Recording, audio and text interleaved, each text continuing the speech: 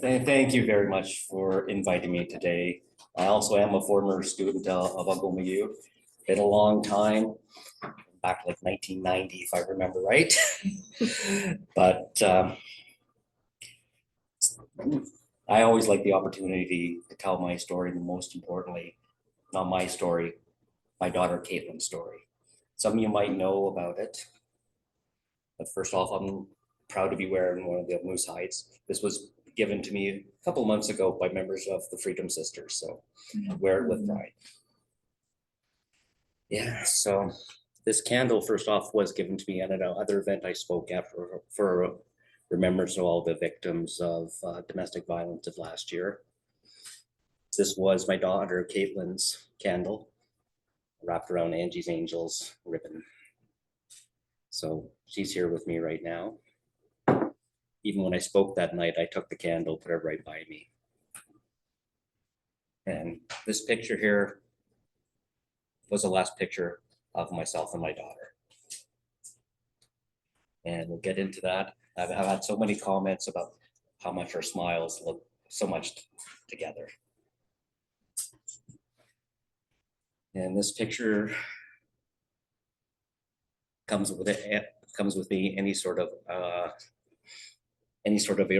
speaking request I go to.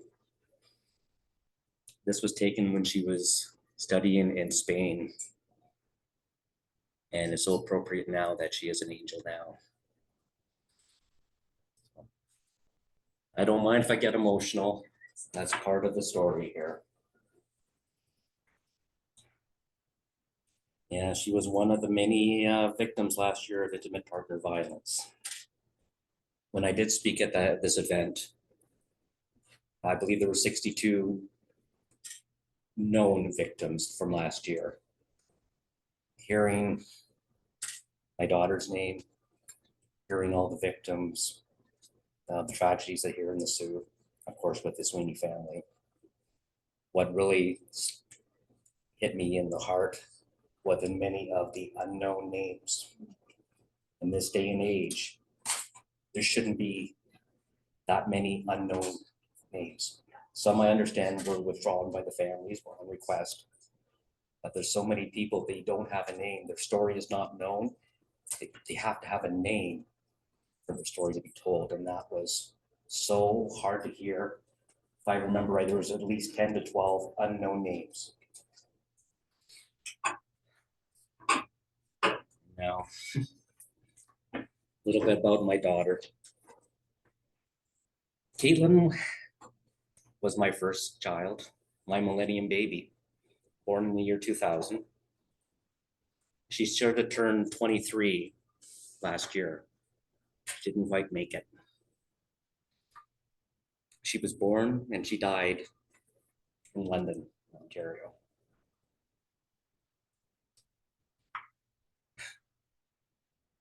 And unfortunately, I was estranged from my daughter for a few years after my marriage with her mother broke up. After some of the end of the relationship, I needed to start over, and I'm from the Sioux. I moved back here. And I didn't want to, but I still wanted to be a father. But my ex did her best, I know some say her worst, to prevent me from having contact with my daughter and my other child. Faking emails, returning presents, returning mail, all from spite. But I got to the point, I always messaged my daughter on her birthday every year, never forgot about her. But I did get a chance to recover things. But it was also after another sort of tragedy. I was remarried from my ex, but we got together shortly after I moved back to the Sioux.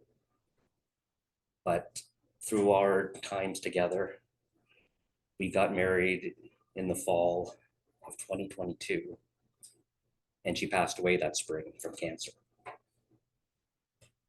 So I know Caitlin was looking to reconnect. On Father's Day that summer, she finally reached out to me. Just one quick little word on Messenger, and it was Dad. Had to double check if it was really her because I didn't think it was possible.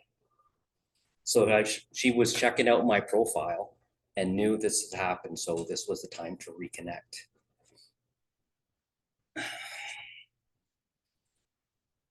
So something good from that other tragedy of my wife passing away happened. So we got together where she was living in Strathroy. And that's where that picture was taken. She was ended up being with the person that ended her life. When I stayed with them, besides, I didn't really see any red flags. The only issue I really had was the age difference. She died when she was 22 and he was 50. So something's not quite right there. They've been together 3 years. That's almost getting to the point of pedophile sort of issues, but I had to go in there with an open mind because I'm just trying to reestablish my relationship with my daughter. So I had to trust how she grew up to be a young woman.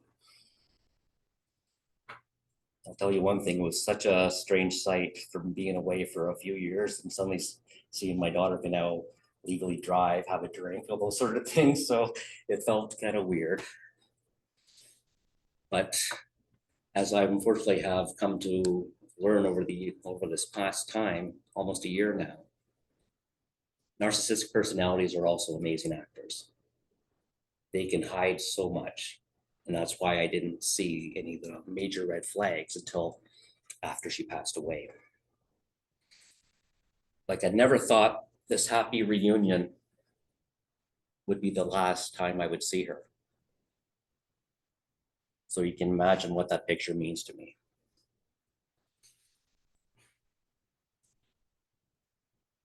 It's after she passed away, then I really discovered how much there was mental abuse, physical abuse. Of course, there was issues with alcohol and drugs, mainly marijuana. And when he was arrested, he was high on cocaine. But not only in the time in Strathroy, but when they moved to London, there are several calls to their house for domestic issues. I think there was like 4 in Strathroy and at least 3 or 4 in London in a 2-month period. 1 or 2 could be just something's going on here, but this many, obviously there's a pattern. Something was going wrong. The only 911 call I've heard was when the monster decided to call it and admit it. I haven't heard any of these other 911 calls. I've been asked if there is what was the shortcomings of all these calls to the police. I can't answer that right now because I haven't heard them. But obviously there's enough there to show that there was a pattern of abuse. And one thing I do know, one of the officers that been called to their house at one of these incidents was one of the first officer on scene to find her dead.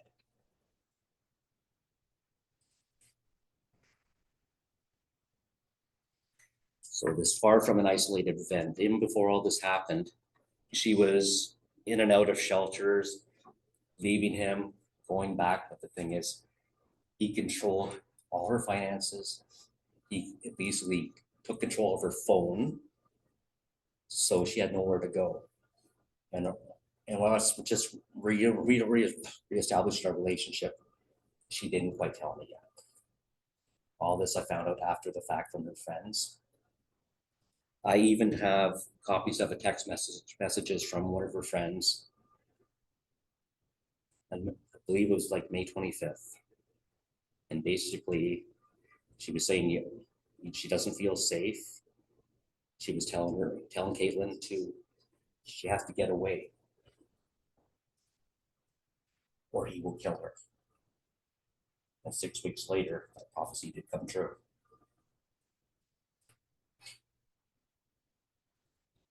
And the way she died is the most hands-on, violent, and hateful death. It was by a hammer, repeatedly, at least 25 times. I have Aylin's name and date on my arm. I already had her name tattooed on my arm even before, shortly after I moved back here. Two things I hate about the death date. Number one, it happens to be my ex's and I's anniversary date. Weird coincidence. And the actual date there is not the day she died. It was the date the coroner pronounced her dead. She was killed 2 days before that, and he left her there on the floor in front of the bathroom. Only thing I heard that he covered it up. Thing is, I don't know what he did the second day, but the third day he tried to harm himself. Went to the hospital, got treated. Obviously wasn't bad enough to be viewed as a suicide attempt. Then he came home and decided to call it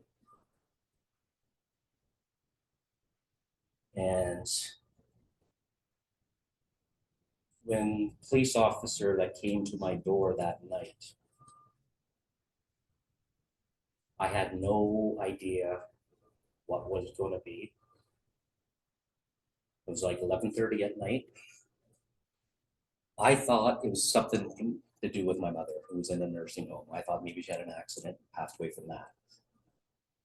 No, all he had to say is that, do you have a daughter in London named Caitlin?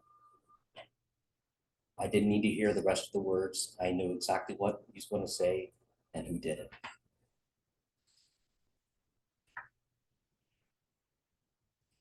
But I want to talk a little bit more about some happier times, who she was as a person, and not just being a victim or a statistic. Yeah, she was always was a daddy's girl. Made her mom jealous. She said dada first. And one of the best memories I have of her is in the delivery room. Not only I'm a very punctual type person, she was born on her due date at her exact sort of time. We had a doctor's appointment that day. She was late by 15 minutes, but that's enough. But everything was going along so smoothly. The doctor said, come over here, put your hands like this. Scoop her like you hold the baby, going to catch a football, right? So I got to hold her before they docked her.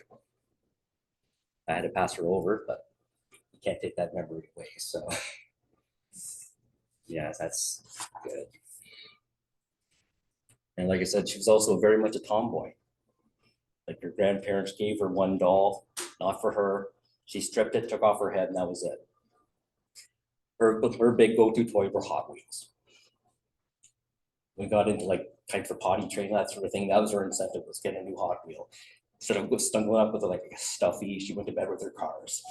So down and apparently she became a really awesome mechanic too. She turned her love for cars into being able to fix cars, and she was always her go-to friend with them. And everyone came to her to fix their little issues. So kind of wish I just got a new car yesterday. I could have used her before with my other car, but that's all right. And she very rarely wore dresses. There's like a couple pictures when she was little, a couple of other major milestones, but it was usually like sports jerseys and backwards baseball caps. And when we reconnected, one of the first things I said, still wearing the cap, and there we are, there's the proof. And as I said, a lot of people say how much our smile is very similar to each other. And she's all her friends said she's always had a smile on her face, no matter all the stuff she was going through, and always there to help each other out. And so much of me in her, which is, I'm so happy to see that was passed down, even though I had that separation. If I didn't have that reconnection for that short time, I don't know how I would be mentally. There would be so many unanswered questions. And just, yeah, have some health issues here. She didn't know anything about it. And sure I was going with that, but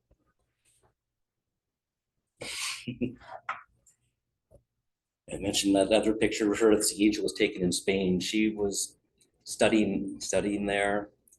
She not only learned Spanish while she was there, she was very good at French, sign language. She learned like going back to like some Latin and Greek. She loved languages. And that is in Spain is where she wanted to settle down once everything was settled down here. But I look at her, see all these pictures. It was just a life full of potential. Only at age 22, and it was snuffed out because of this evil act. And very violent, as I mentioned. This is my new wife now, Michelle. We were married on November 15th, very recently. It's also a special day, November 15th.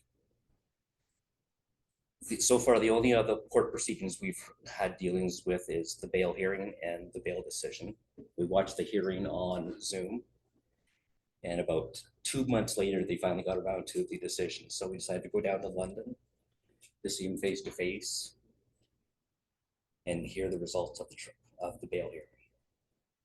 But going that far, if things didn't go our way, Michelle and I decided we'll get married first. If it didn't go our way, we'll have something good to come out of it. So I went to City Hall that morning, got married, got her wedding present in the afternoon, the bail was denied. So, thank you.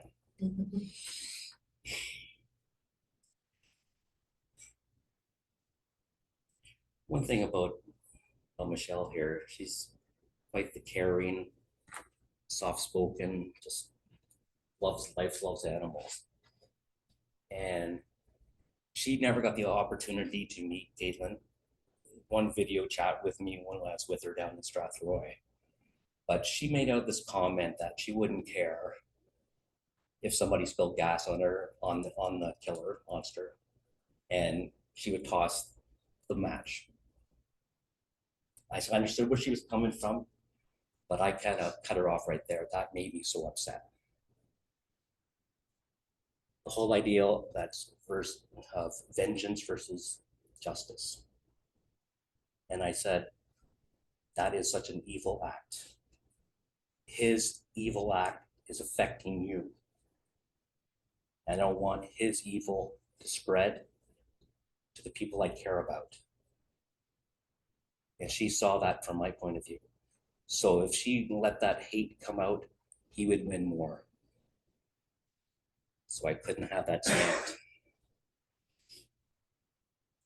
And a lot of people have also come up to me and said, why do I do this? Why do I put myself out here? Out my pain. There's a number of reasons. Number one, any sort of time I'm uncomfortable talking about it pales in comparison to her final moments.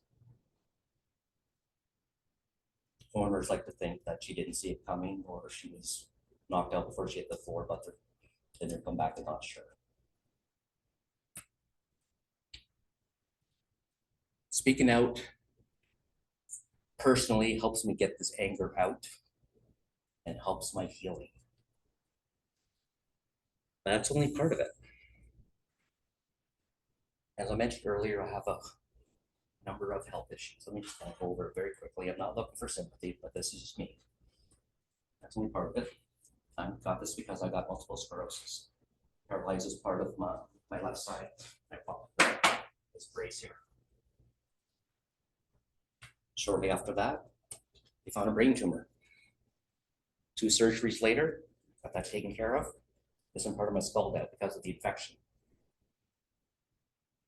Then treat my my multiple sclerosis. They give me high-dose steroids. And what did I do? Gave me a condition called vascular necrosis, which is basically stops the blood flow to your bone joints. So they're basically cracking and breaking apart inside the body. So it resulted in a hip replacement which was botched, broke my leg during the surgery, put me in a wheelchair for 6 weeks. I walked out of there, so I had to learn to re-walk. And that same thing with my right shoulder. 6 weeks after Caitlin died, I lost my mom. And my mom's parting gift was her diabetes too. It's a lot of crap for anyone to deal with. Why do I bring this up? I'm not looking for any sympathy or pity. It just shows my body itself is weak, but mentally, I am so strong. I have to. There's no way to get through all these issues, challenges, if I didn't become mentally strong. And I've always wondered, why is all this happening to me? Like, I don't wish bad on anyone, but damn, I would like things to be passed around a little bit, but now I know the reason all this has happened to me. To take on this new challenge of IPV.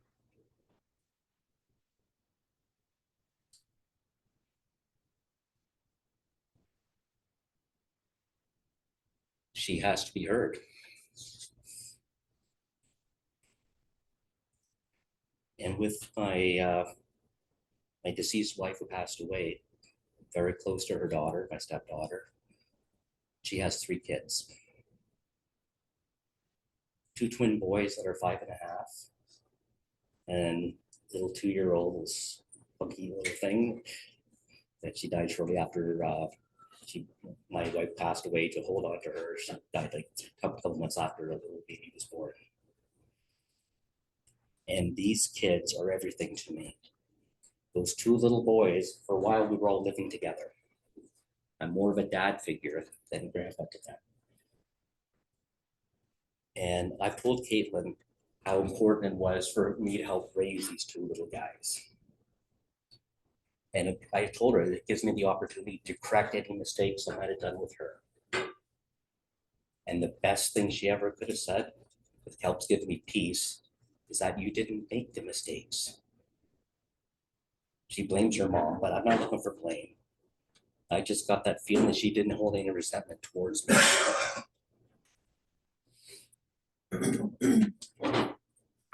I also want to help change the view of IPV. Victims, or shall we say survivors, shouldn't hide in shame. And there's definitely nothing wrong with asking for assistance or help. It's not a sign of weakness. It's a sign that you know something is wrong and you need that little way to get yourself out of a horrendous situation. And things can sneak up. My wife, Michelle, was in a very mentally abusive relationship for so long. And she didn't realize it until somebody told her. Like, you have to go to the shelter, get away from it. But her response was, I don't have any bruises. The bruises are inside, you can't see. And those are the hardest ones to actually acknowledge. So also think back about not too long ago, people never talked about any sort of mental issues, mental health. Now that's kind of a normalized topic. It's not a taboo subject. That's what I want to see about IPV. We can openly talk about it. Let's not hide it anymore. And to basically talk openly about it takes the power away from the abusers. And that's what they really thrive on, is that power, that controlling power.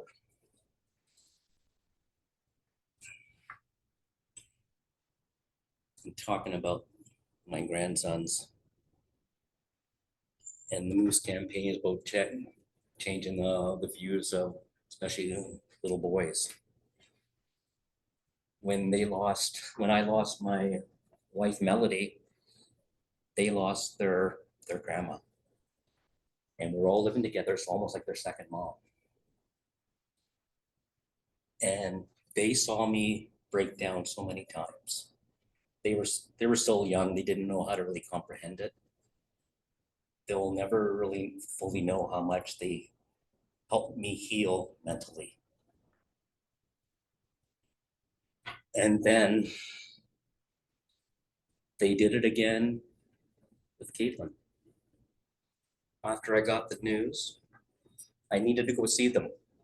I just needed that little love from the, call them my little boogers. On my way over there, I didn't know my stepdaughter told them exactly what happened. I was just going to tell them that somebody really hurt my daughter bad, but they're very smart, very mature for their age. But she said, told them that my Caitlin was killed. Walk into their house unknowing that they knew that. And Ethan looks up to me and says, Grandpa, why did the bad man kill your daughter? How can any adult tell a 4-year-old that there's no rational explanation? He wanted to do everything he can to help comfort me. And I couldn't answer him. Nobody could answer him. Tell you what, that was the best hug I ever had.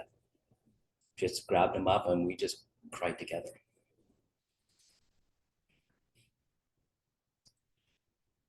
And I think part of their innocence and their other childhood was taken that day, but there was that bond, that moment that we have right there.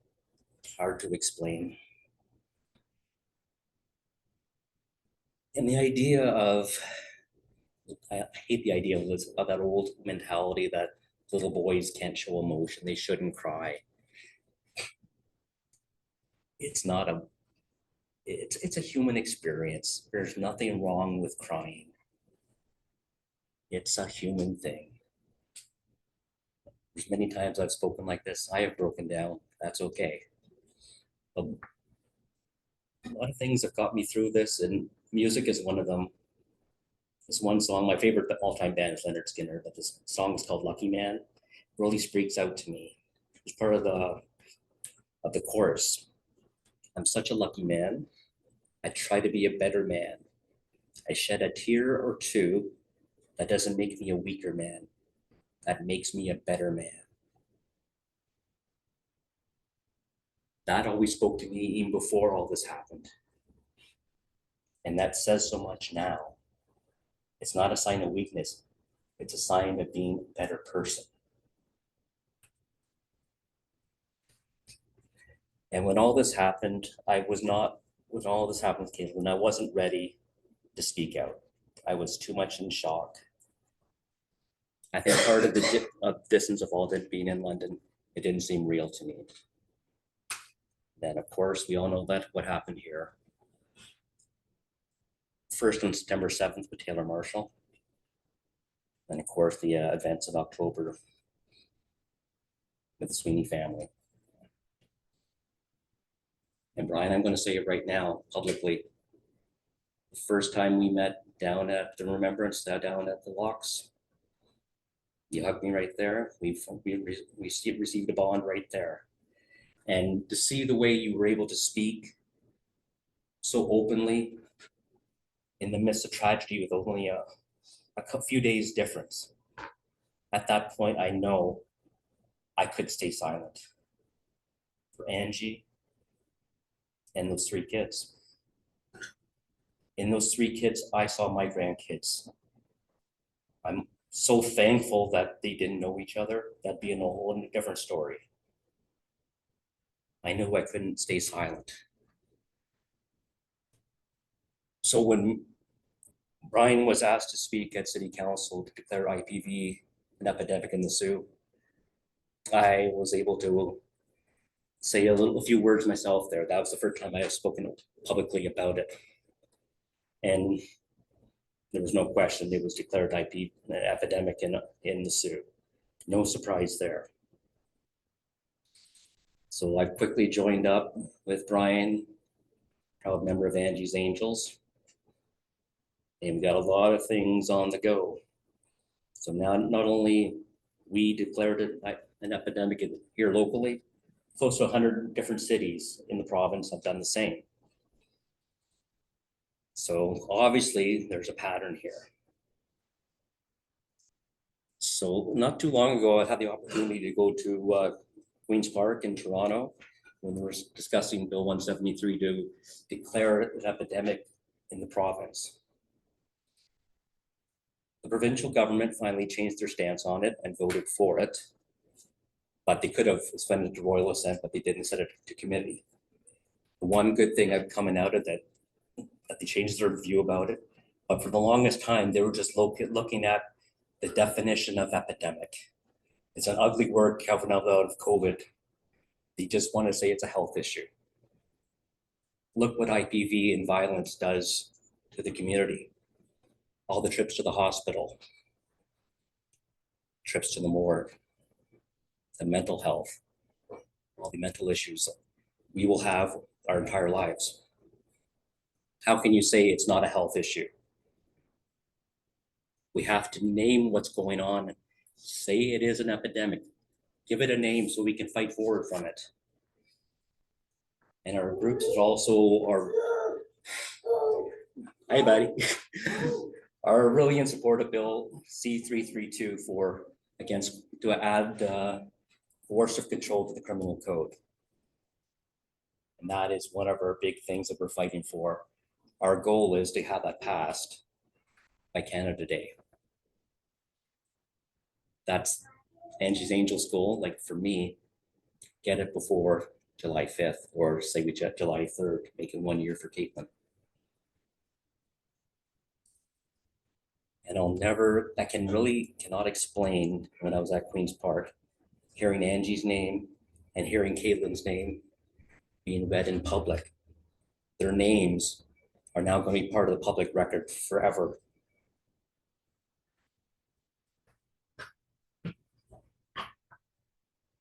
It just kind of shows when we start speaking out how much can be done in a relatively short period of time. Angie passed away at the end of October. And here we are in May. Look how far we've come. People just can't hide in silence anymore. What we do ask everyone, contact your MPs and your MPPs to support both of those bills. Get those passed. Change laws and change lives. I spoke to the MP Laurel Collins, who put forward Bill 332. And I told her bluntly, if this was already in place as a law, I have no doubt my daughter would be saved. There's no doubt. If she didn't call on her own behalf, her friends could have.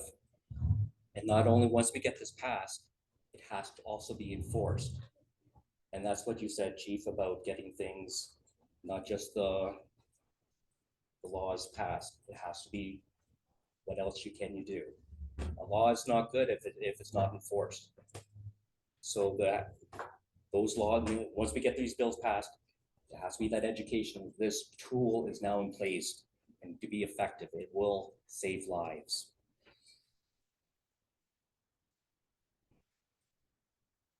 And I'm going to close with, like, my group is Caitlin's herd. I'm going to close with my motto of our group. And it speaks so much of what we're doing. Caitlin was not heard when she was alive, but she will be heard now, and I will be her voice. Thank you.